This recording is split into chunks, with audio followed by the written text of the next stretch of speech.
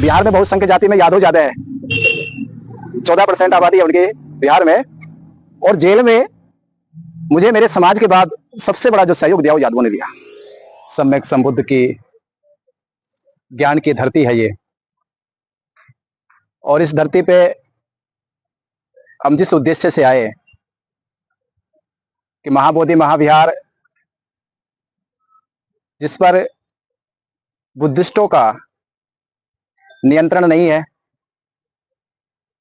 वो आजाद भारत में आज भी अपने धर्मस्थल को अपना कहने का हक नहीं पाए।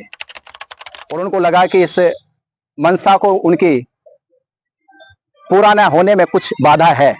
वो बाधा बनते कौन श्री राहुल विनाचार्य है, बहुजन समाज के जिम्मेदार लोग हैं,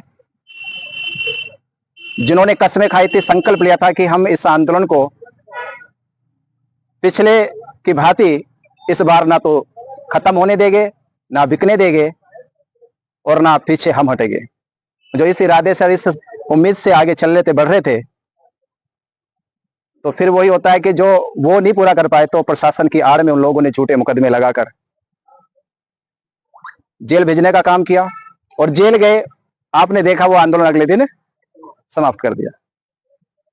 तो ये तो मनसा साफ हो गई कि आंदोलन वो लोग नहीं चला रहे थे। जेल जाने के बाद 67 दिन आज हम जेल में काटने के बाद आपके बीच मौजूद है। पर जेल में जाने का बहुत अच्छा अनुभव मिला यहाँ एक। वो सबसे बड़ा अनुभव ये है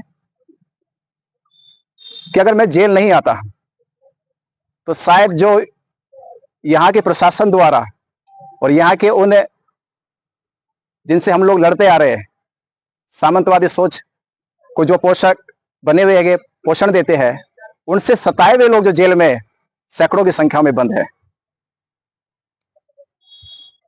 उनसे मिलने के बाद उनके अंदर जो हिम्मत पैदा हुई, उसमें से भी कुछ साथी आए थे गाड़ी लेके। और खास बात यह कि वो लोग बिहार में बहुसंख्यक जाति में यादव ज्यादा है, 14% आबादी है उनके बिहार में। और जेल में मुझे मेरे समाज के बाद सबसे बड़ा जो सहयोग दिया वो यादवों ने दिया।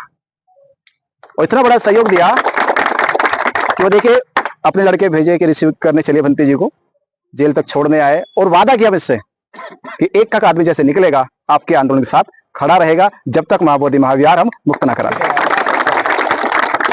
तो हम बार बार जो एक बार कमी महसूस करते थे भंते जी के साथ बैठकर, भंते जी मुझसे कहते रहते थे कि भाई लोकल के लोग नहीं है, लोकल के लोग नहीं है, तो लोकल के लोग मिल गए। वो लोकल के लोग क्यों नहीं, तो सबको जेल में बंद कर रखा। हम बाहर ढूंढ रहे थे और वो जेल में थे। तो संयोग जो बना कि हम बाहर ढूंढ रहे थे, अंदर जाके मिल गए। अब तो अब बाहर आ गए हम। तो ये आंदोलन हम जीतने की जिस उम्मीद से आए थे वो उम्मीद बरकरार है और जीत के ही जाएंगे। 23 तारीख को आप लोग सभी और सोशल मीडिया के सभी साथियों से मैं कह रहा हूं कि उनके चैनल के माध्यम से 23 जुलाई को गर्दनी बाग में महाबोधि महाविहार मुक्ति आंदोलन जो पटना में रखा गया है, आप सब उसमें शामिल हो।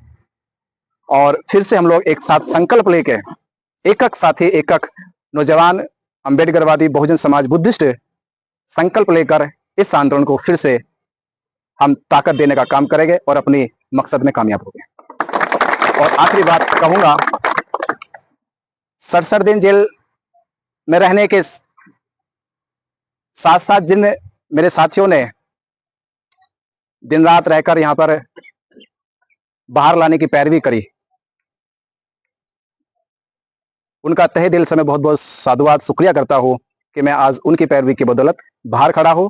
और इस आंदोलन को फिर मजबूत करने के लिए हम एक साथ मिलकर लड़ेंगे।